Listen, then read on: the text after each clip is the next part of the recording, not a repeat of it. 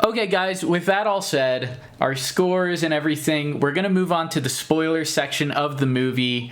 And I'm sure we're all going to have thoughts. So let me start right away, because I know Okoboji will have stuff to say right off. So Yeah.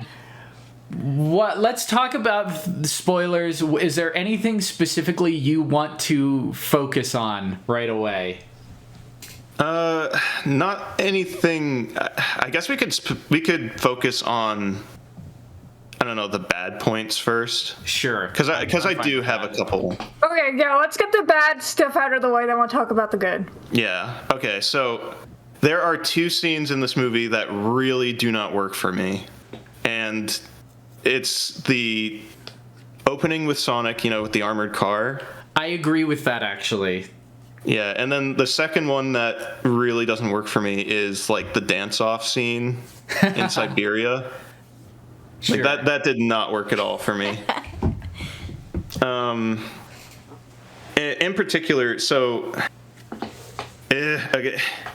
The armored car scene. Let's start there. So the armored car scene, Sonic is, I think, a bit too goofy, and there's too many like pop culture references and stuff. I would have liked them to have, treated it a little bit more seriously. Like, you could still have, like, the armored car scene. Just treat it more seriously, like Sonic's like, I'm here to save the day. And he, like, kind of screws it up. Mm-hmm. Yeah, because, like, he does screw it up, but he also, like, he doesn't, like, really realize he screwed it up. He's just, like, he doesn't care, like, about the damages he caused. Like right before he left, he should have, like, looked back at, like, the city block, like, flooding. And like, oh, no. He should have at least been like, I'm gonna go and run away, like, something like that. It would have kind of emphasized that when he comes back to Tom, right? And Tom sees it on the which news. Was the wrong time, really. Like, it would have made it more impactful if, like, Tom's like explaining all this to him, and then like Sega. Sonic's just sitting there. It's like, you know what, you're right, Tom. I kind of feel bad about this. Because I know they have Tom have that discussion with him where he's like, you're not supposed to be doing this kind of stuff. You got to leave it to other people, and your time will come eventually. Because I thought it was kind of setting that up, and I thought that was fine personally. Yeah, I thought it was fine. I liked that message. I liked that message. They paid it off really well in the end. I'm just gonna say that. Sure. Yeah, I mean, and other movies have done that too. So, like, I know some people be like, oh, that's just kind of cliche, but I was like, yeah, but it's also a kid's film. Yeah. I do agree. I didn't really care for that whole scene, though. Like, I remember feeling like, okay, this scene's hitting a little flat for me. The fact that it was like him driving a car again, it just kind of felt like a weird thing for Sonic to use his powers for, at least. Yeah, that was the other thing, too. Like, I feel like whatever the situation was, maybe could have been catered a little more towards Sonic's strengths, but it's fine. It's a real nitpick. I guess he's just trying to be a typical superhero, at least for me. I think the thing that really emphasizes it is that it comes right off the bat, like right off of like Robotnik's escape from Mushroom Hill Zone, which was freaking awesome. In a way, like, I really liked that whole sequence of just Robotnik just getting out of Mushroom Hill Zone. I did too. So real quick, can I say something that I didn't like about that first scene, the armored? Oh yeah, go for it. So I had an issue with that scene for a completely different reason, and this is only in relation to the first movie, honestly. Like, I thought it was fine. I don't really know too much about Sonic's character all that deep, but like this is kind of silly. But the reason I had an issue with it, so he's in the city, right? He might be in San Francisco or something. The issue I took with that is that's what Tom was going to do in the first movie. Is he applied, I thought that too, actually, he applied Nix. to the police station in San Francisco. He wanted to go stop crime in big cities. And I don't know, it just kind of felt like a kick in the face to Tom. I know he's not an important character, but I liked it. And I just thought that, like, that coming from Sonic, like, it was kind of a kick in the face. Nix, No, I think you're right, 'cause- you're totally right. You are Because totally if you think correct. about it, Sonic was almost like, now I think about it, it's like he's almost like a hypocrite from like He the first was the movie. one He got saying, "Stay in Green wanting to go to the Hills." city and do that. It's like, you gotta stay in Green Hills, and then Sonic goes off to go do it himself. I guess Yeah. Sonic's excuse is like, I'm fast so I can be in both places at once. I could see that being his still, excuse, it's like, but come on. you're right. And then especially at the end when he's like, Tom, you're supposed to be my friend. And I'm like, but you did that. Well, I think you guys are missing the big picture. The real reason they did that scene was the part where Sonic takes apart the car and it comes, and then there's the kids standing there with the ice cream cone. What you guys fail to realize is that was supposed to be Chris Thorndike, obviously, and they're setting up Chris Thorndike for the next movie. Oh my gosh. I will say, There's just that a pool was a behind little him. like that thing, like just with the kid and the ice cream, that was like a little too hammy. Like sometimes in some movies they can make that kind Like of joke Lilo and work. Stitch, it works. did not. In this Yes, scene, it exactly. doesn't work. For whatever reason, that scene was just like, It was a little ridiculous. yeah. Yeah. It's just such a trope at this point. Well, and you yeah, just they do knew that it in was like coming. every superhero movie. There's always the kid that's just standing there, and it's like, And get they out of don't the move. way. The woman does too on the road. She just stands there when the car is coming. It's like, really? They always freeze instead of like running out of the way. Yeah. Wow. All right, let's move on from that scene. Now, you said the other scene you didn't like was the dance off. Yes, that scene should not exist. They should have pulled that like completely out of the movie. What they should have done was like bro moments between Tails and I Sonic. would have liked I to have agree. seen them like struggle in the winter, like instead of doing, because here's my problem with the dance scene. It just felt like they were repeating the first movie with Sonic and Tom at the bar. Yeah, because they were at That's the bar how in the I first felt. movie. Instead of a bar fight, they did a dance fight. Which, I mean, the dance moves themselves and Sonic and Tails interacting and having fun is cute.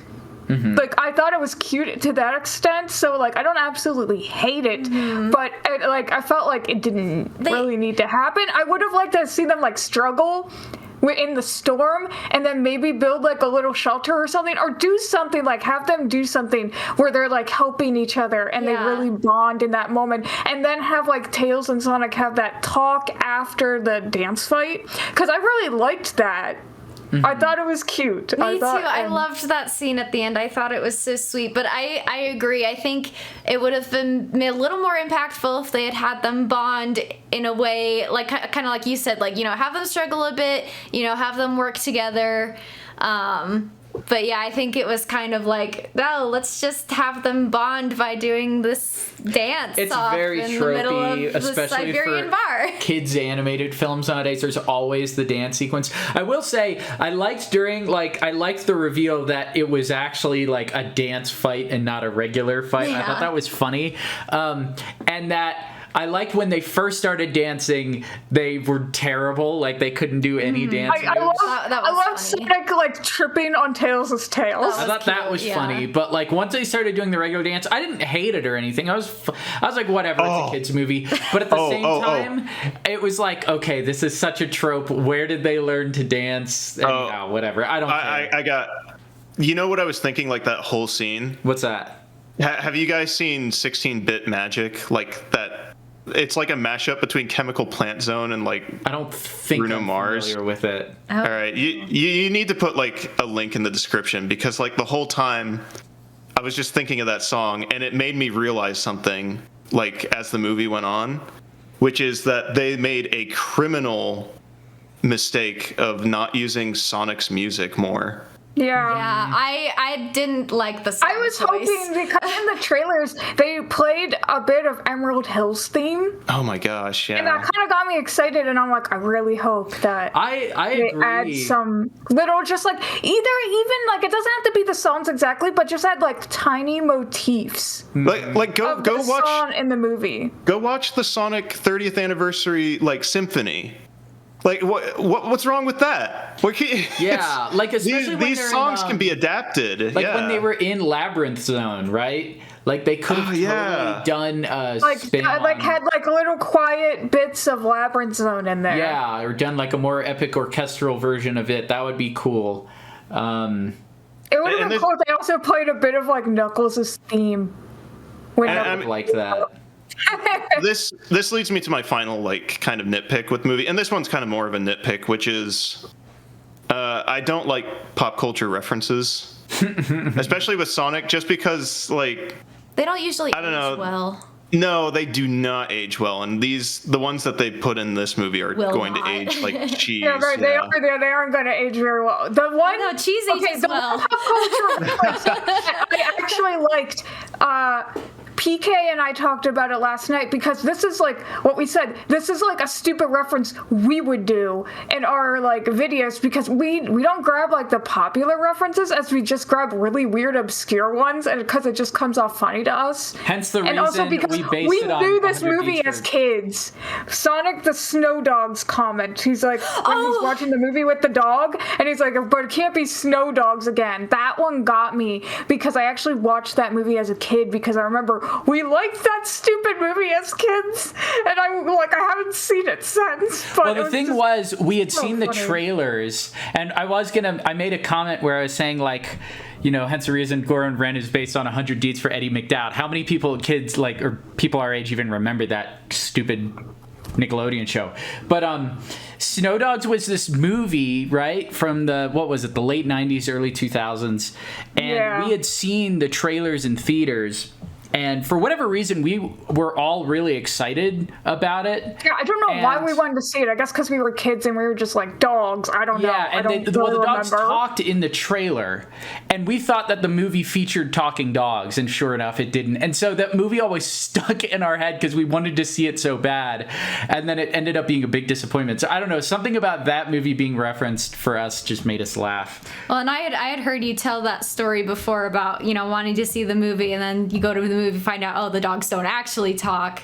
And so I thought that was really funny that of all the movies, that was the one that they mentioned. It could have been cats and dogs. It would have been so easy for Sonic to be like, just not like Beverly Hill Chihuahuas or something. Right, which still would have been funny, but... So it was just a funny reference to you guys in particular. Right. So. Yeah, that one was just funny because it's like that kind of stupid reference is like just really dumb ones, obscure ones that people barely know is what gets me.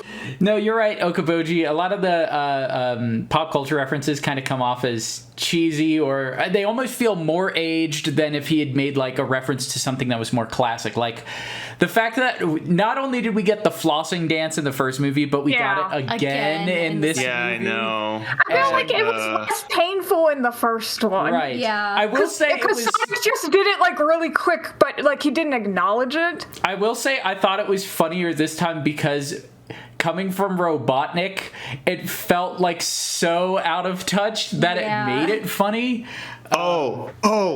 I got something. This is a good trait though, so I'll leave it for later. But just one final thought on that is I don't mind the pop culture references as much, just because that's kind of how they've portrayed Sonic as being somebody who's been shaped by pop culture around him. That's true. That is something like he's kind of like learned about the world is from watching stuff. And yes, it's excessive and it can be a bit like obnoxious.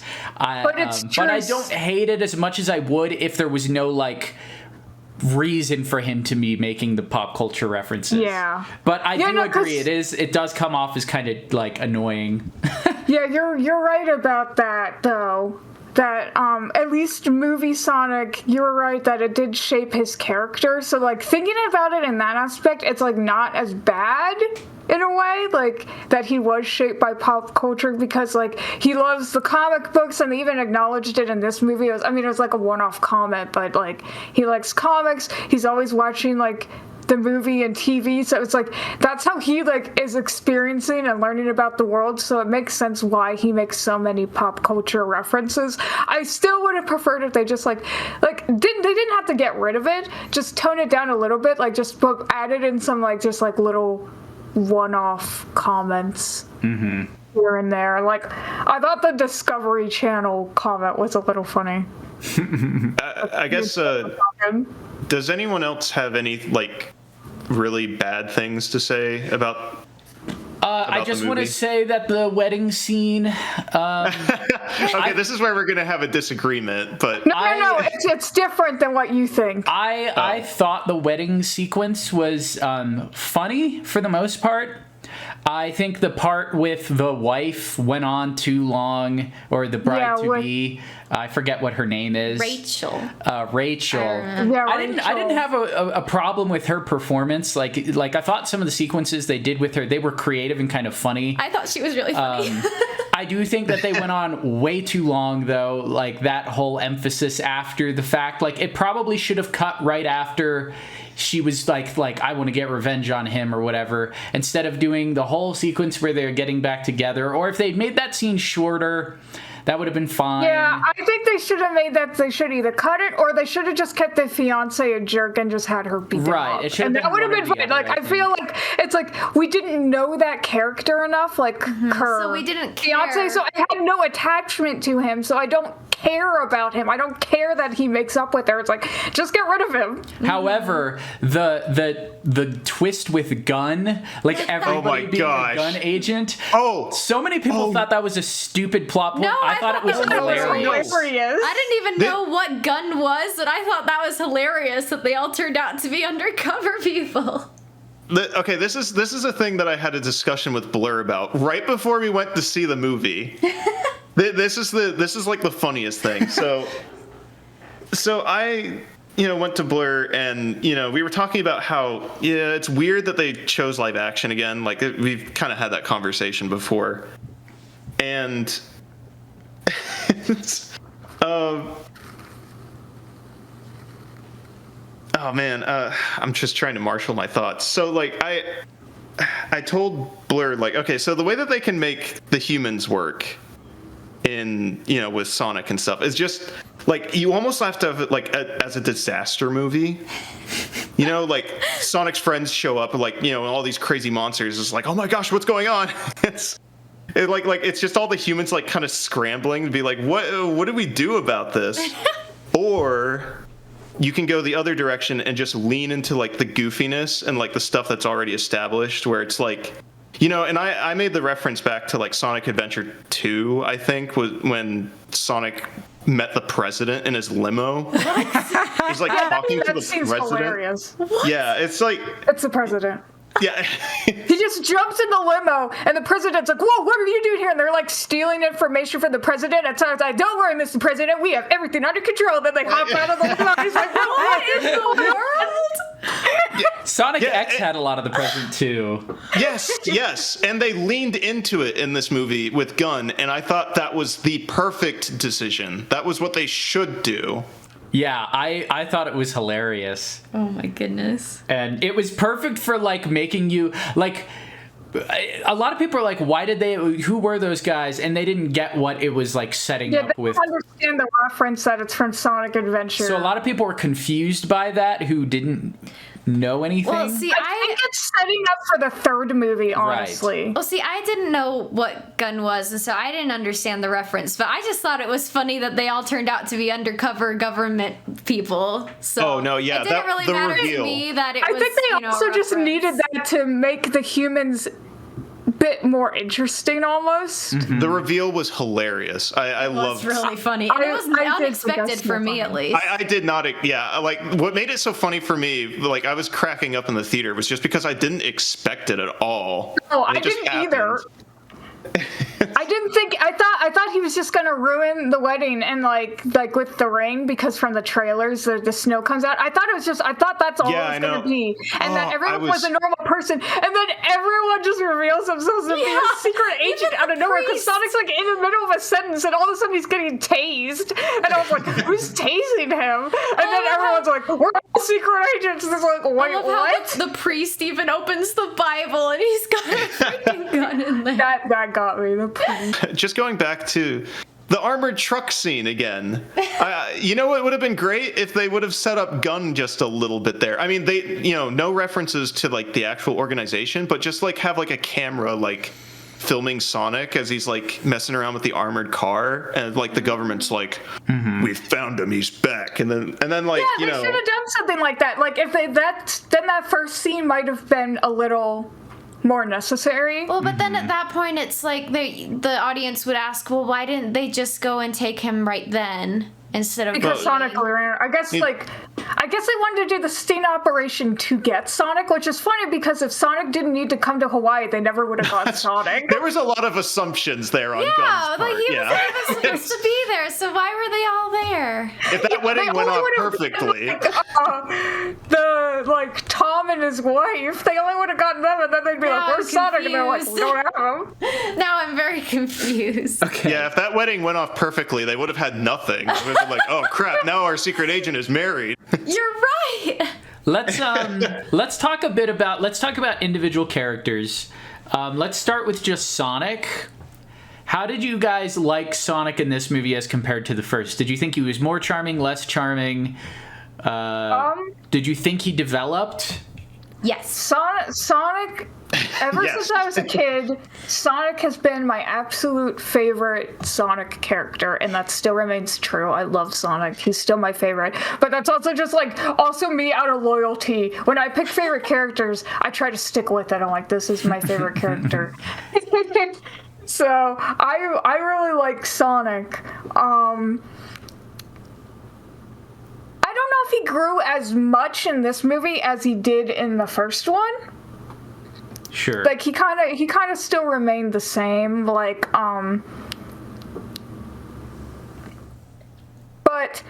I loved his interactions with Knuckles. I really loved his interactions with Knuckles. I thought that they got it really well. Mm-hmm. I still found Sonic funny. I didn't it could be so easy to get Sonic to be so easy to make him so annoying, which is what I was afraid of the first movie doing. I think he walks on a fine line. He does. He walks on a very fine line. He could easily drop into, I'm this really obnoxious character, or I can be really charming. Right. And I feel like there are moments where maybe I'm a little bit annoyed by Sonic. It's not overbearing, but there are moments where I'm like, okay, ha ha ha ha ha, I guess. But for the most part, I wasn't thinking that. The fart joke, again, that doesn't get it for me. I was like, okay. And I felt like that joke went on a little too long. Although I thought the Sonic reference was funny, but I was like, okay, cut now. You need to cut. I thought that was probably the biggest one for me. But otherwise, I felt like Sonic, I loved his interactions with Tails too. I thought they were cute. I mean, they were Sonic and Tails. I feel like their friendship could have looked a little more genuine, like I said before, if they changed the bar scene. Mm-hmm. But I think they were riding on that fans already knew these characters are supposed to be best friends, and I think they were hoping that people knowing that would still sell the friendship no matter what, even though there wasn't gaps. Yeah, to fill in the gaps. I would have liked if Sonic had named Tails Tails. I would have liked that more. Because isn't that a piece of lore? Is that Sonic gave Tails his nickname? Isn't that? Yeah, that is. It's a very Sonic funny gave Tails the nickname. If you go by the Adventures of Sonic the Hedgehog lore, Tails basically fell out of a tree, told Sonic that his name was Miles Prower, and then Sonic was like, "That's stupid. I'm calling you Tails." Oh, okay, rude. Seriously, that's what he did. Yeah, he's like, "I don't like that name. I'm calling you Tails." I liked how Sonic was portrayed in this film. I thought it was fun to kind of see him take a bigger role in terms of saving everybody. Because Robotnik felt more threatening in this film. Yeah, because he was more unhinged. Right, and we'll talk about Robotnik in just a second. But I thought I kind of liked the idea of Sonic having to take other characters under his wing and have to actually teach people himself. So I thought that was fun. I liked that as well. I like that too. Oh, one thing I really want to mention about Sonic. I really my little issue, but it isn't a big one with the first one is Robotnik and Tom in the first movie, they had more banter between each other. Mm-hmm. Which, I mean, it was funny. Like, I thought it was funny. But I was like, that's supposed to be Sonic's thing. But that's just me as a fan. That's like more fan thing. I was like, they're supposed, Sonic and Robotnik are supposed to have the banter. So it's like, them having the banter in this movie, it just like, at those moments, it felt very genuine to the video game characters. Mm-hmm. Like, it just felt like that's Sonic and Robotnik's entire relationship. I really... And the fact that Robotnik just became obsessed with Sonic, too. Mm-hmm. Like, and that ties into the third act, the very end. Like, being obsessed with, like, beating Sonic or whatever. I was like, yes, that's very much in character. Like, that is, like, his main drive is to just beat Sonic. I'm just going to say that Sonic, I think, was pretty good for the most part, but the first act kind of annoyed me. Like, he was a little too obnoxious, yeah. I think the first act, to me, was probably the slowest, and it wasn't terrible. It was just, I think it just needed a little more oomph to it. By the time we get into the second act and move on, I was pretty happy with everything. Yeah. But let's talk about Robotnik. I really liked Robotnik in this one. I don't know if I actually got as many laughs out of him this time around as I did the first time, because I think he had more clever quips in the first one. In this one, I think he, like you said, it was more his performance that was making me laugh and just the zaniness of his character. It wasn't necessarily what he was saying, more of how he was saying it in this movie that made me laugh. That's true. Yeah, I feel the same way, actually. But I think as Robotnik, he obviously looked more the part. And I think the character being so conniving in this, movie, I think made him feel more like a classic Robotnik. Obviously, he's not perfect. It's still very much a Jim Carrey character and interpretation. So I'm curious what you think, Okoboji, of this version of Robotnik. I was okay with it. I guess the big thing so Robotnik over the years has kind of become more of a frenemy to Sonic, I feel. And I don't think that, that kind of interaction would have worked in this movie. Mm-hmm. I mean, definitely, like, in the games, he's a little bit more imposing. Like, Sonic Boom, I think, was kind of the worst of, like, him just being a frenemy with Sonic, even though I personally, like that just because it's just them getting on each other's nerves. But, yeah, I thought Robotnik, like Jim Carrey's Robotnik, was actually really good. It suited the movie really well. That's the thing. Like, I think that's the most important thing to keep in mind. And I really liked Jim Carrey's performance. I liked how, like, he just had fun with it, because it's like, you know what? I'm just gonna go, like, full ham on it. And he did. And then there were definitely moments where he felt like Robotnik, like at the end, or kind of during the middle, his talks with Knuckles. Mm-hmm. Like, some of those moments felt very Robotnik, where he's just, like, kind of making underhanded, like, snide comments at Knuckles. It's like, yeah, that's very Robotnik. And then obviously at the end, where he's like, hey, Sonic, no hard feelings, right? I mean, that's a very Robotnik kind of thing. Yeah. He does. So I was okay with it, and I'll just leave it there. Yeah, I mean, I liked Robotnik. I thought, again, it was the same kind of character we got in the last one, just amped up a little more. I think he becomes, like you said, almost like a little more crazed. He doesn't necessarily, like, I don't know, he'll just, like, say weird stuff. Like, the part where he has, like, the weird auto-tune voice, I'm sure there were people who hated that. For some reason, it just made me laugh. Or, like, when he just starts randomly acting like a robot for no discernible reason. I know, like, right? That stuff makes me laugh really hard just because it's so just random. And I think it's, like, one of the I don't know if it's just because Jim Carrey was told, like, his name is Robotnik, so sometimes he just acts like a robot. Like, I don't know.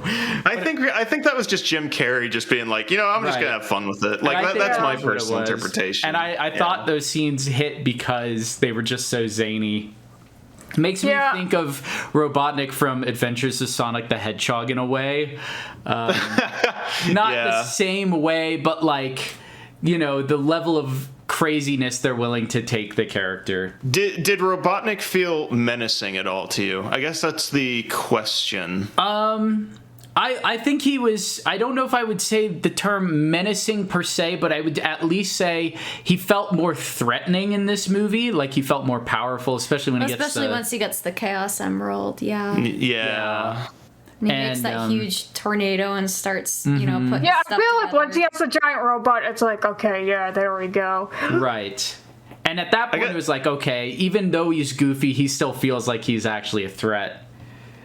I guess that's like my only. That's always just how. Yeah. That's always how like Robotnik feels, even in the games. Like even in the games, he's kind of like goofy, but like he could still be a threat. So that's kind of like the whole point. Like at the same time, it's like, but it's also Sonic. You can't take it too seriously. Yeah, I think we'll discuss that kind of at the end because I have a whole. I don't know. I have something to say about just Sonic plots in general. It's just how they kind of don't matter.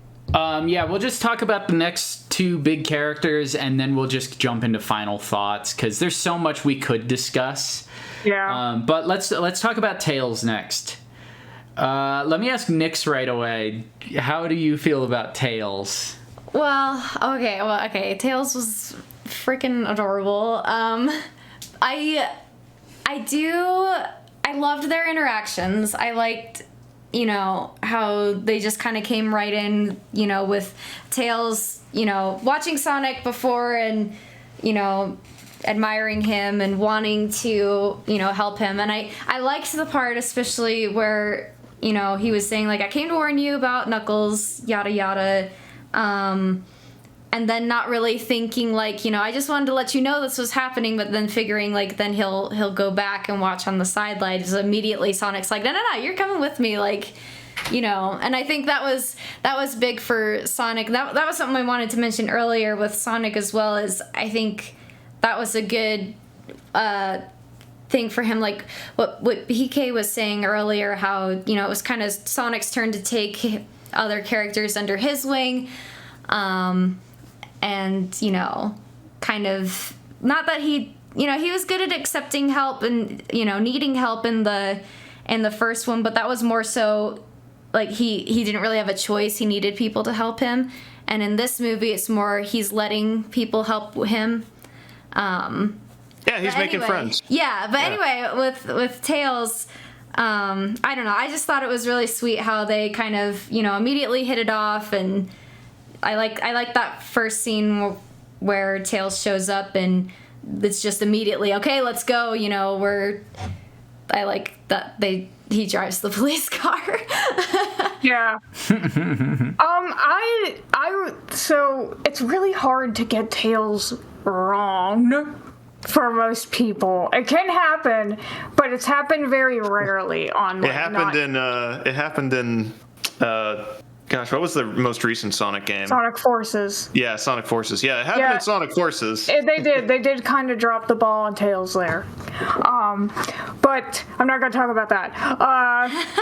The movie, I feel like they did it right. Like that's Tails. Tails really admires Sonic and looks up to him. And I really like how they played into like the friendship, and even at the end of the game, it's almost like they're all getting adopted. I know. So it's like, I like that. It's almost like they're all just gonna be like brothers. Weird siblings now. And I'm like, I think that's really cute, and I really like that. I also like that, okay, so in the games, Tails does have a lot of like little gadgets. Some of them were completely made up for this movie, which I think is cool. But the one, like his translator specifically, I like how they tried to bring that in because, like, so Sonic Colors, Tails has a translator called Miles Electric. He has this little handheld. And the thing with that, like, it's always translating stuff wrong. Like, it's kind of like a running joke. that it like doesn't work all the time. So I thought it was kind of funny that they brought that in. See, that's one I wouldn't have known. That reference. Like, I knew he had gadgets, but I didn't realize that was like a thing from a game. That's fun. Yeah, that's one of the more modern ones. So I liked that, and I also liked Tails also being still able to fight. He wasn't pushed to the sides and just watching. I like that Sonic made Tails come along, and I like that how Tails, like during the like third act where they're all fighting, I like that Tails was able to help out, and that he and Sonic could do kind of like combo attacks together.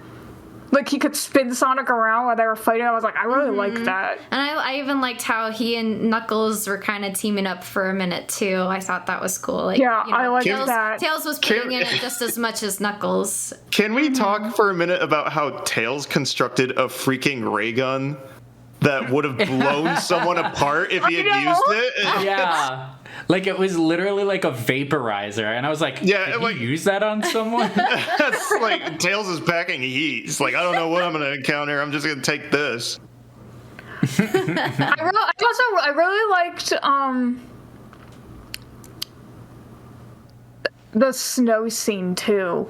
But that's also more with like Sonic and Knuckles than it is Sonic and Tails. But I do like that Sonic cared more about Tails. Yeah.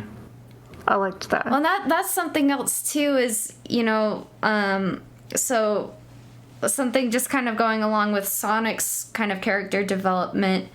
You know, kind of he's ready to, you know, have Tails come along and help him, but then all of a sudden, once Tails gets, you know, hurt really bad, all of a sudden Sonic's like, you know what, I don't want to do this. I don't want anybody else to get hurt. I'm going by myself. Like, and I thought that was, you know, kind of an interesting kind of turn for him. Like, he knew it was going to be hard for him, especially like, you know, going across the water and everything. But he's like, you know what? No, I don't want anybody else to get hurt because of me. But then, you know, of course, later he's like, okay, no, we all need to work together to be able to do everything. But I don't know. I just thought that was a nice little character point for him. Yeah, I like that too. I think we should move on to Knuckles, just because I want to talk about the way that they set up Knuckles and Robotnik's like relationship. Sure. Do you want to start us off then? Yeah, sure. I'm just, and it's gonna be real quick. So I really liked how they did Robotnik's kind of like how he kind of suckered Knuckles into working for him. Mm-hmm. Because that's very much the way I kind of imagined it working in Sonic 3 as well. Like, you know, Robotnik just shows up, Knuckles is like, who are you? And he's like, oh, there's this blue hedgehog. And he's like, oh, I know who that is. It's like, I'm gonna go fight that guy. It's like, but, you know, it's a little bit more complex than that. But yeah. I liked how he was kind of swayed because Knuckles seemed to be very like set on, you know, people are gonna be loyal, you know, and if they promise something, like they're gonna keep that. Yeah, he was very naive. Knuckles is going like the culture they set up Knuckles to be from, like just his background. I think like probably like his tribe, like they were very much just like, if I say I'm gonna do this, I'm gonna do this. Like they keep like their word. Based on honor, right? Yeah, it's like an honor thing. It's like you don't go back on what you do, because that was very much the thing with Knuckles, and I kind of like that, and explains why he's like duped so easily. Like, you know, he just takes what people say. It's like the simplest thing, and they did it, and it like fixed so many problems. I think that's like the most shocking aspect about it. It's like, it's just the simplest thing. Yeah, it was a clever way of like making that whole plot line work. I think it made his character very charming, especially as, you know, someone who doesn't know anything about his character prior to this movie. I thought that was a really good way to show that, like, you know, yeah, this character is working with the bad guy, but this is not a bad guy, you know. How did you like Nix? Nix, how did you like his voice acting? I loved it. Yeah, I thought Iblis, I don't know. Idris Elba. Yeah. Iblis is the monster from, I think, Sonic 06. I thought the Bliss voice Trigger. acting was great. I don't know what Knuckles typically sounds like in the games. And I really haven't seen much with Idris Elba, but I thought the voice went with the character very well. I think so too. Yeah, I think he it works. did a great job with Knuckles. Like, honestly, like, Knuckles got the most laughs out of me, too. He was very funny. It was so funny. They gave, like, Knuckles all, like, the best lines. He had some really good quips. I will say, this is kind of off of Knuckles, but we can come back around to Knuckles.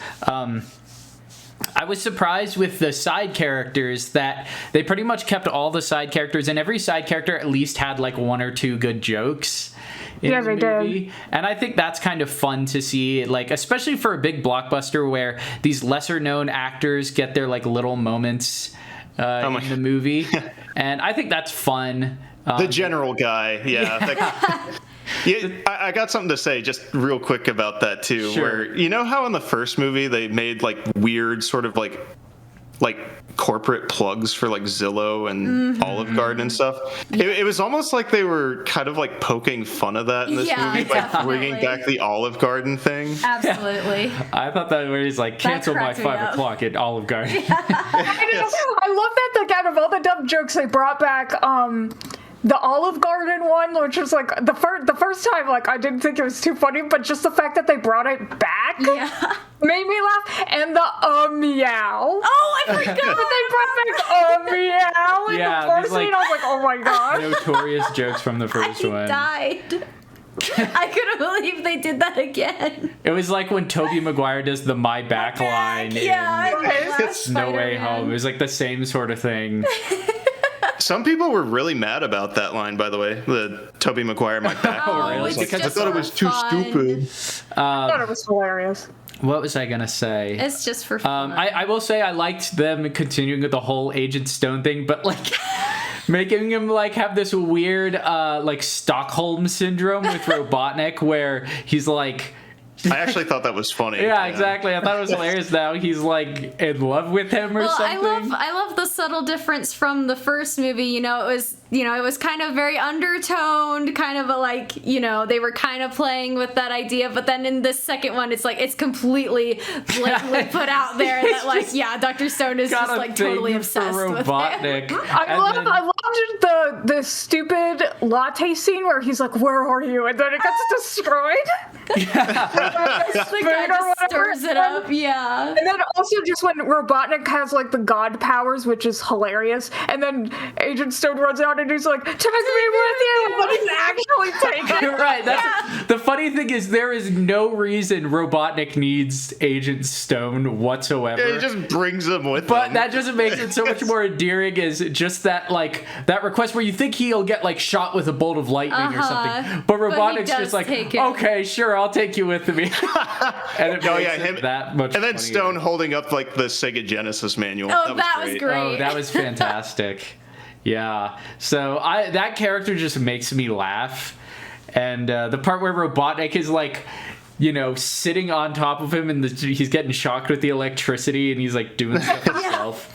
Like, I love that he like unintentionally like knocks him out and just like doesn't acknowledge it until later. And he's like, shoot, did I do that? Can we all agree that I think the jokes kind of landed more in this movie? I think More than the first one? I think so. Yeah. I'd have to see it again because I rewatched the first one and I actually laughed pretty hard at the first one, but I don't know how many of those moments I laughed at were actually fully intentional to be laughed at. So it's hard to gauge. Yeah, there were weird moments. Because I will laugh at a lot of the jokes probably most people think are bad or stupid. I'm easy to make laugh in certain situations. I think there were a lot of parts in the second movie where they were meant to be jokes and they hit and landed. But I think there were a lot of parts in the first movie that were just genuinely funny for, not even necessarily supposed to be funny, but...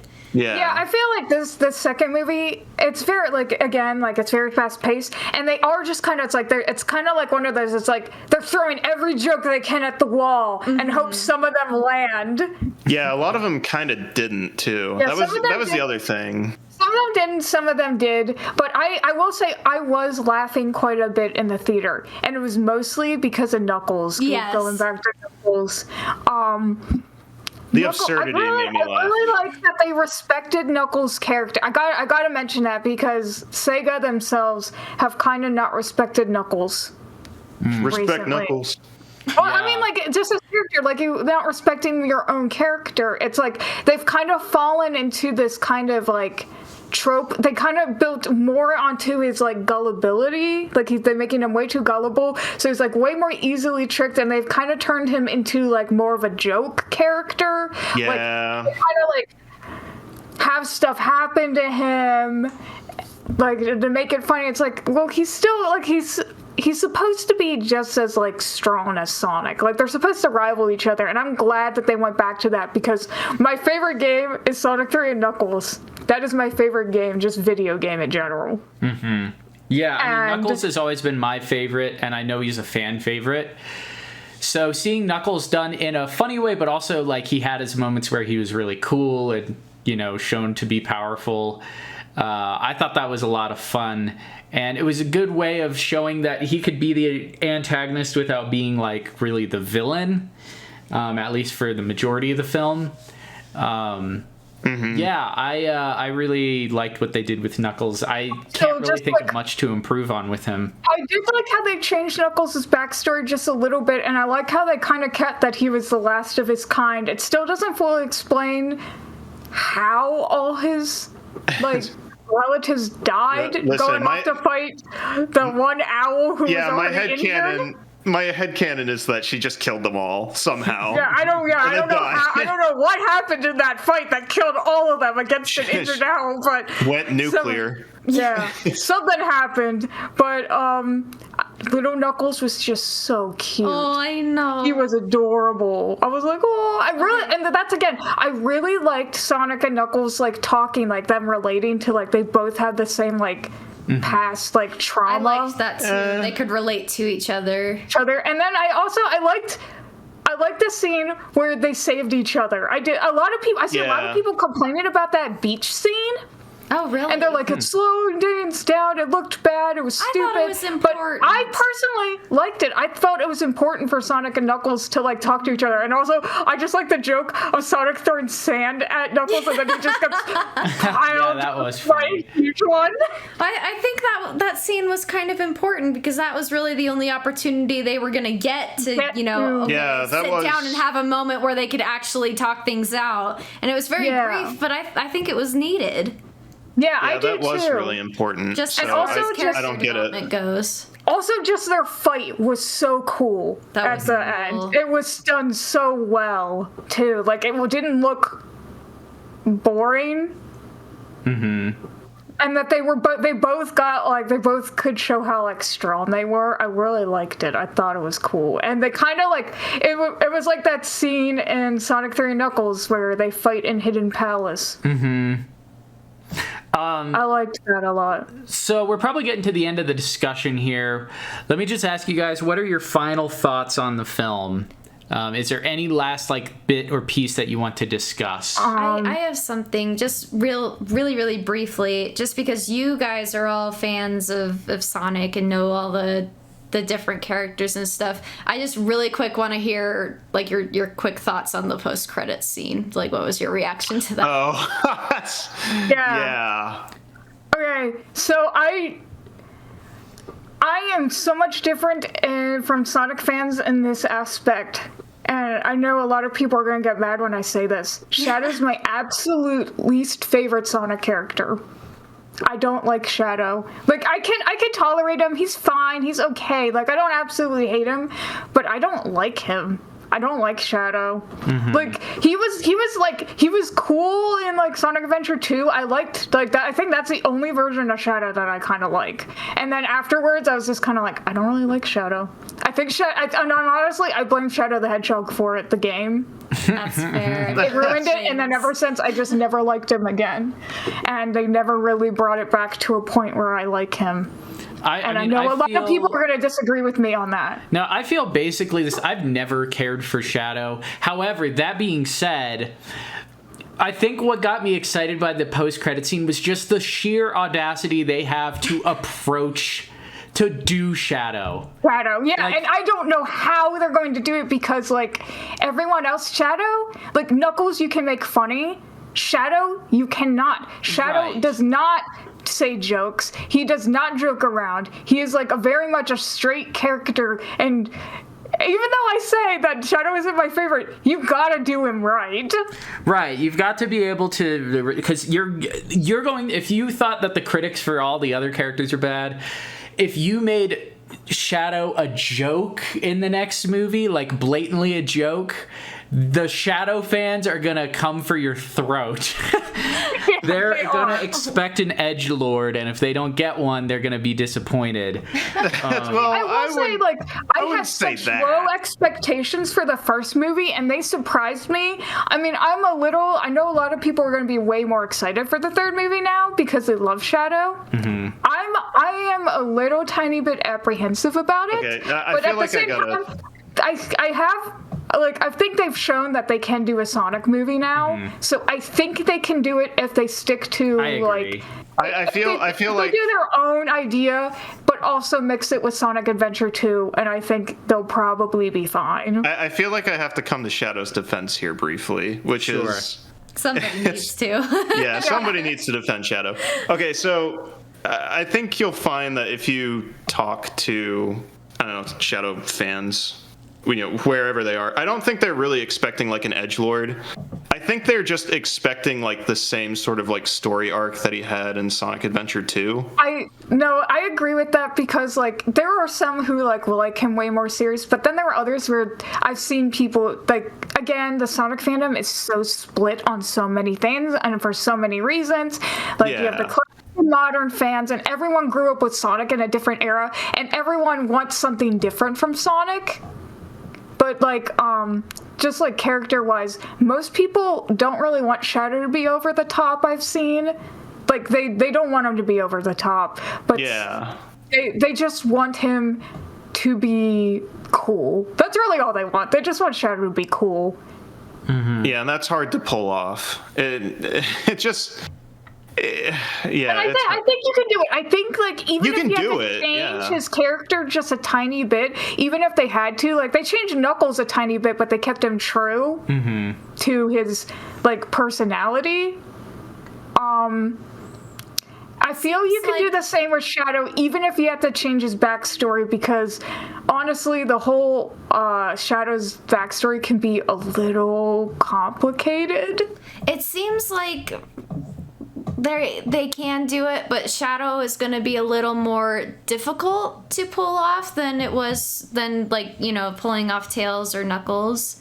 So I think the director and the writers might have a little bit more of a challenge. I think you just have to make Shadow more. Try. I think if you do Shadow, the way I would do it is make him a little more opposing. Like.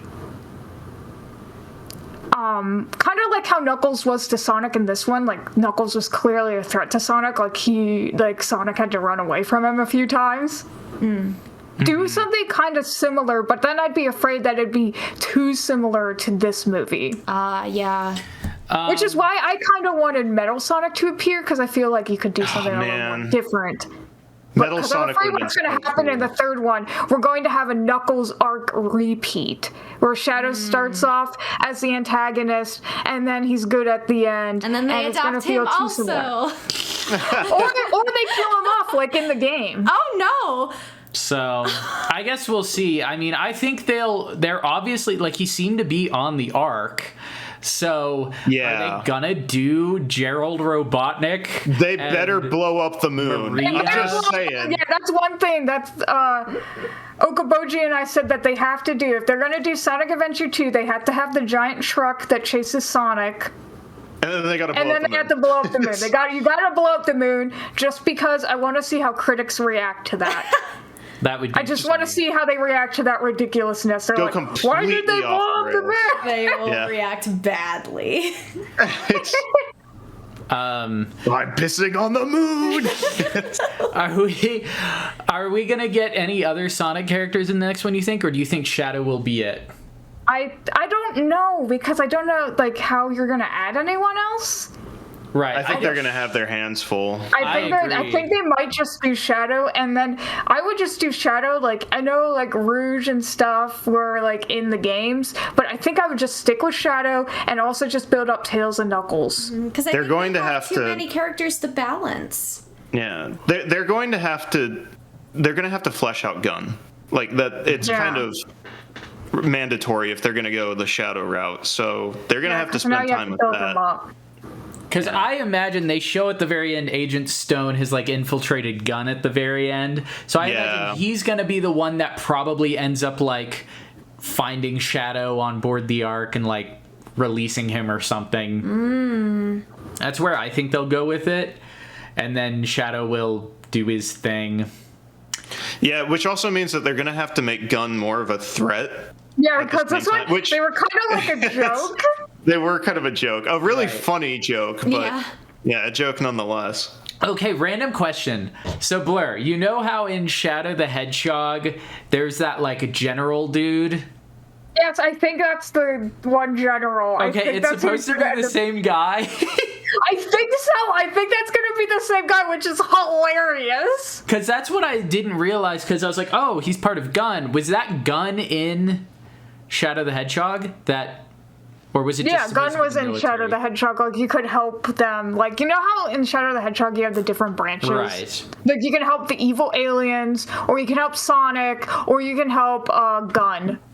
Okay, so yeah. so that guy is probably supposed to be that same. I think he might be supposed to be that guy, which would be hilarious, because then they'd have to do his dumb backstory.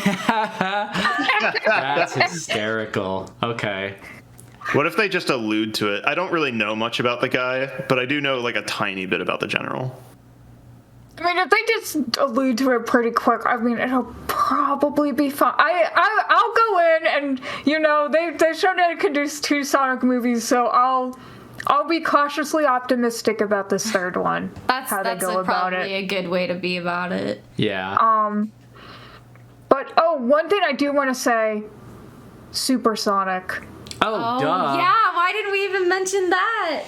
That was easily one of my favorite parts of the movie, just because the way they portrayed Supersonic was really cool, and how They did it just how they do it in the games, and I was so glad. And they also made Supersonic, like, besides the very end, like, after he beat Robotnik, like, they made him cool. Mm-hmm. Like, and, like, serious. I love that he was, like, kind of quiet. Yeah, his demeanor I really liked totally that. changed when he turned into Supersonic. And I like that a lot. I'd forgotten that Supersonic had red eyes.